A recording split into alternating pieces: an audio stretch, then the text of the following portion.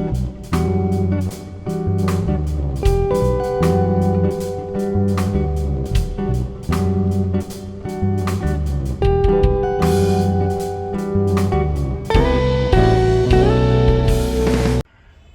दोस्तों, inside homeopathy के एक नए वीडियो में आप सभी का स्वागत है। दोस्तों,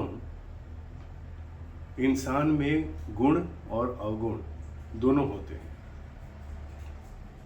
और उसका कैरेक्टर हम उसके गुण और अवगुण के बेस पे ही डिसाइड करते हैं।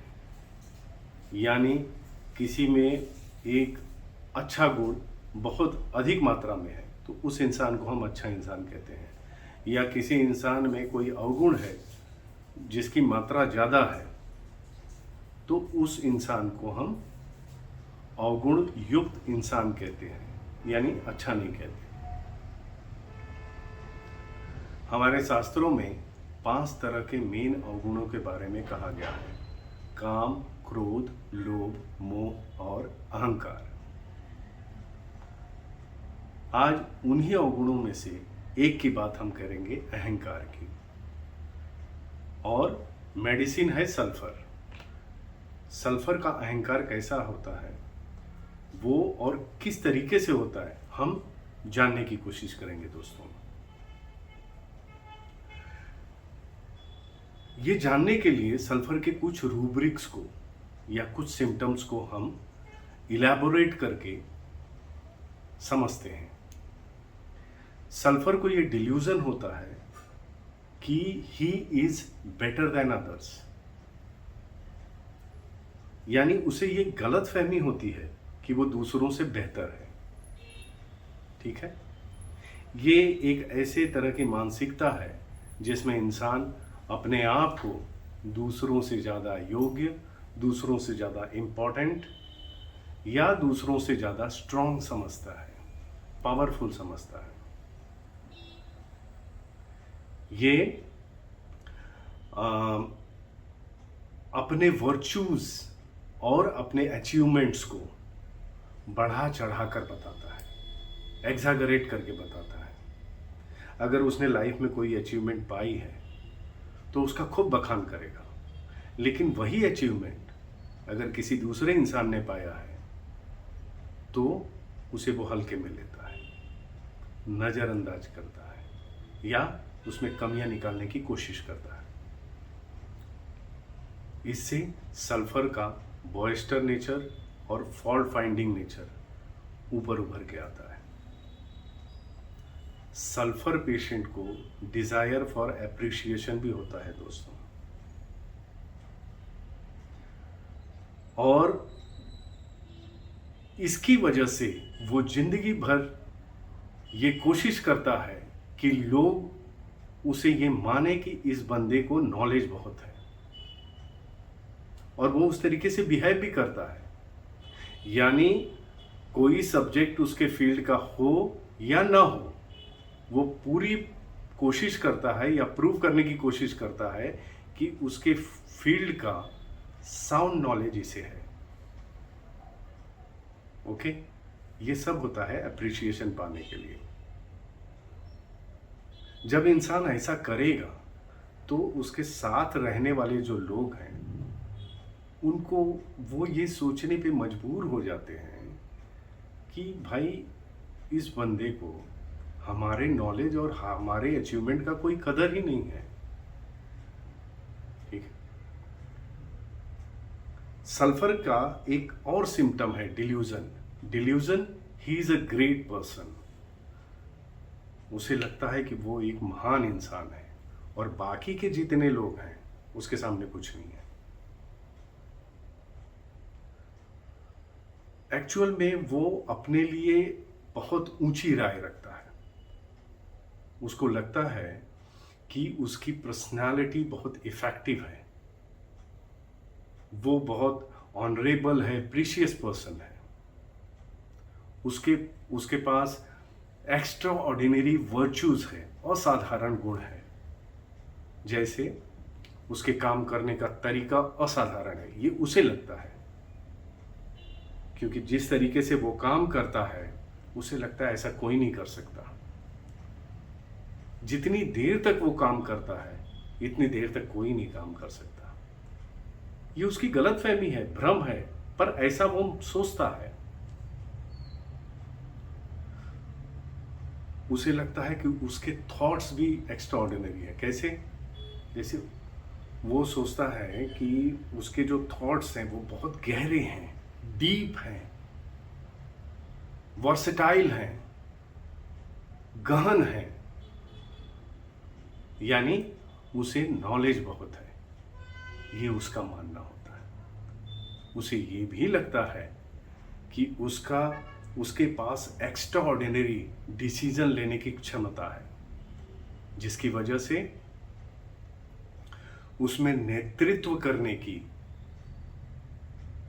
एक असाधारण गुण है, और ये सारी चीजें इसे औरों से अलग करती हैं, ऊपर उठाती हैं। उसका ये भी मानना होता है कि इन चीजों का प्रभाव दूसरों पे बहुत अच्छा पड़ता है या समाज पे अच्छा पड़ता है, ये उसका मानना है। वो ये भी सोचता है कि उसके इन गुणों का लोगों ने सम्मान करना चाहिए। जो सम्मान करते हैं उनके साथ वो बड़ा खुश रहता है, लेकिन जो सम्मान नहीं करते, नज़रअंदाज करते हैं या उसमें गलतियां निकालने की कोशिश करते हैं, उनसे वो क्रोधित हो जाता है, नाराज हो जाता है। Anger from slightest contradiction. अब ये जो हमने इतना पैराग्राफ डिस्क्राइब किया, छोटा सा, delusion he is a great person, sulphur के कुछ और सिम्टम हैं जो यहाँ पे मैच होते हैं। फॉर एग्जाम्पल, डिल्यूजन, वो rags are wonderful and beautiful. Rags जानते हैं, RAGS। रैग्स मतलब होता है फटा पुराना कपड़ा, समझ गए? Old rags are like silk, admiration of things which are not admirable at all। अब इन चीजों को हम तोड़ के देखते हैं दोस्तों। उसे लगता है कि जो उसका फटा पुराना कपड़ा भी है ना, वो सिल्क जैसा है, यानी जो उसके थॉट्स हैं, जो उसके काम करने का तरीका है और जो निर्णय उसने लिया है, भले ही वो खराब है, लेकिन उसके लिए क्या है? सिल्क है, उत्तम है। दूसरों के लिए खराब है, पर वो मानता है कि वो सिल्क है, उत्तम है।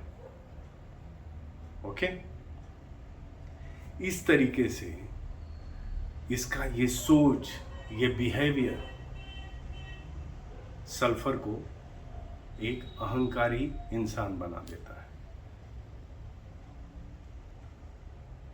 जब आदमी सिर्फ अपनी बातों को ही मनवाएगा, अपनी बातों को ही श्रेष्ठ समझेगा, दूसरे की बात नहीं सुनेगा, या दूसरी गलतियां निकालेंगे तो उन पर चिढ़ जाएगा, तो वो अहंकारी होगा ना। और अहंकारी होने की वजह से अगर इसने कोई गलती की तो भी ये जल्दी नहीं मानता। सो अपने थॉट्स, अपने डिसीजन, अपने अचीवमेंट्स, ये इसके लिए सबसे बड़ा है। अपनी गलतियां नहीं मानता। इससे क्या होता है ना कि जो अगल बगल के लोग हैं या उसके दोस्त हैं, रिश्तेदार हैं, उनकी भावनाओं को ठेस पहुंचता है, क्योंकि वो अपनी बातें कह नहीं पाते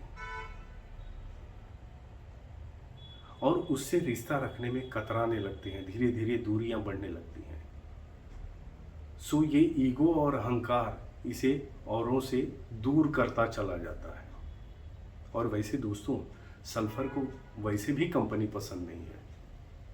ही डिसलाइक्स कंपनी, क्योंकि अगर वो लोगों के बीच रहेगा, कुछ गलतियां करेगा या कोई भी काम जो उसके हिसाब से अच्छा है लेकिन दूसरों के हिसाब से गलत है, और दूसरों ने ये पॉइंट आउट किया, तो वो उनसे नाराज हो जाता है। सो वो चाहता ही नहीं कि लोग कंपनी में रहे या लोगों के बीच रहे। ठीक है। अब जो सल्फर का ईगो होता है ना, ये दो तरीके से बाइफरकेट हो जाता है दोस्तों। एक तरफ एरोगेंस, हॉटी, आर्डेंट यानी उदंडता से भरा हुआ बिहेवियर एक साइड होता है, डिक्टेटोरियल, और दूसरे साइड होता है सेल्फिशनेस, स्वार्थ। तो आज हम लोग स्वार्थ के बारे में बात करेंगे। किसी दूसरे वीडियो में हम लोग वो उसके दूसरे साइड के बारे में बात करेंगे। अब एक अहंकारी आदमी स्वार्थी कैसे होता है देखते हैं। दोस्तों, ये जैसा कि मैंने बताया आपको कि ये अपने अचीवमेंट्स, अपने थॉट्स, अपने काम, सारी जो इसकी चीजें हैं ना, इनको महत्व देता है। दूसरों का अचीवमेंट इसके लिए कोई मायने नहीं रखता। ठीक है। यानी जो भी अपना है वही सही है, सिर्फ अपने बारे में सोचता है, दूसरों के बारे में नहीं, दूसरों के फीलिंग के बारे में नहीं, दूसरों के अचीवमेंट के बारे में नहीं, दूसरों के काम करने के तरीके के बारे में नहीं। सो जो इंसान सिर्फ अपने बारे में सोचता है उसे समाज में क्या कहते हैं? स्वार्थी। सो सल्फर का पेशेंट एक स्वार्थी पेशेंट होता है। जब भी उसे किसी चीज की जरूरत होती है तो वो हिचकिचाता नहीं है मांगने के लिए, या उसके ऊपर कभी कोई मुसीबत आई तो वो हिचकिचाता नहीं है, वो दूसरों से मदद ले लेता है। ले तो लेता है मदद, लेकिन अगर उस इंसान को जरूरत पड़ी इसकी या इसके मदद की तो वो उसे नजरअंदाज कर देता है, सीरियसली नहीं लेता, उदासीन हो जाता है उसकी तरफ। इस तरीके का स्वार्थ सल्फर में होता है दोस्तों।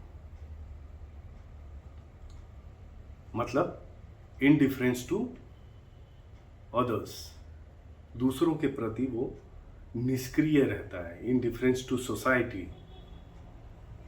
धीरे धीरे ये लोगों को आभास होने लगता है कि ये आदमी सिर्फ अपने लिए सोचता है, हमारे लिए नहीं।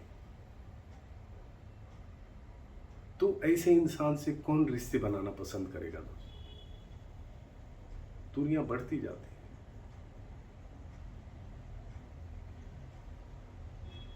इसको सिर्फ अपना चाहिए। धीरे धीरे ये नैतिकता से दूर चला जाता है। इस तरह के सोच अगर कई लोगों के हुए तो समाज में वो अलग थलग पड़ जाते हैं। वो सिर्फ अपने ऐशो आराम के बारे में सोचता है, अपने लाभ के बारे में सोचता है, दूसरों के प्रति ये संवेदनहीन हो जाता है।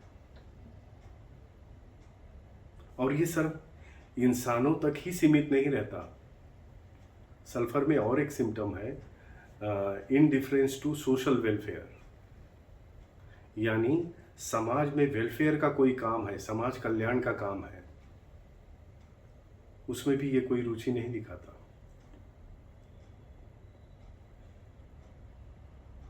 समाज का कोई भी मुद्दा हो, जैसे समाज में साक्षरता का कोई मुद्दा हो, समाज में अन्याय को लेकर लड़ने का कोई मुद्दा हो, समाज से गरीबी हटाने का मुद्दा हो, समाज में लड़कियों को या औरतों को प्राथमिकता देने का मुद्दा हो, इस तरह के कई मुद्दे समाज में चलते हैं।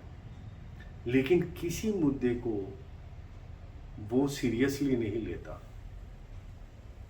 या उसमें इंटरेस्ट नहीं लेता, उनके प्रति उदासीन होता है। उसे ये लगता है कि ये उसकी जिम्मेदारी नहीं है,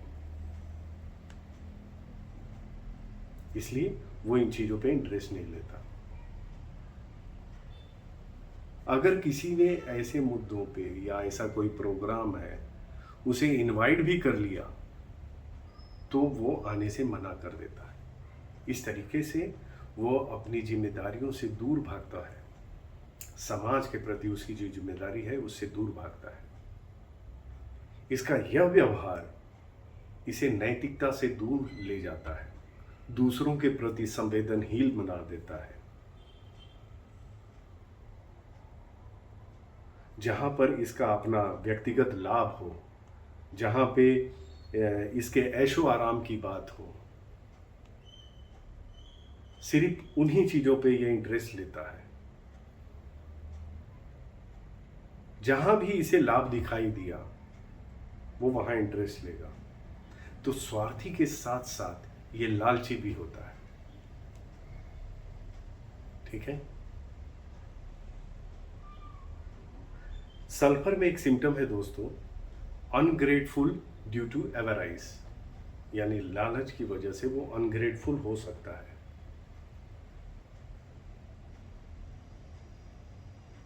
देखिए, एक लालची इंसान है, ठीक है। सल्फर का एक खास बात आपको बताता हूं मैं।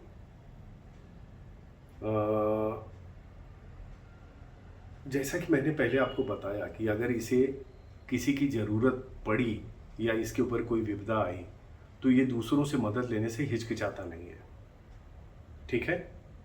और उससे मदद लेके वो काम वो कर लेता है। पर प्रॉब्लम ये होता है कि ये संतुष्ट नहीं होता। मैं उदाहरण से समझाऊं तो शायद अच्छे समझ जाएंगे। देखिए, अब एक इंसान को ले लीजिए कि एक ऐसा इंसान है जिसके जीवन का लक्ष्य है अधिक से अधिक पैसा कमाना, ठीक है। पैसा नहीं होगा या नहीं कमाएगा तो उसे बेचैनी रहती है, लेकिन पैसा कमाने के बाद उसे थोड़ा सेटिस्फैक्शन मिलता है, शांति मिलती है। तो सल्फर का पेशेंट अगर भरपूर पैसा कमा भी लेगा तो भी वो संतुष्ट नहीं होता, या उसके स्वभाव में स्थिरता नहीं आती।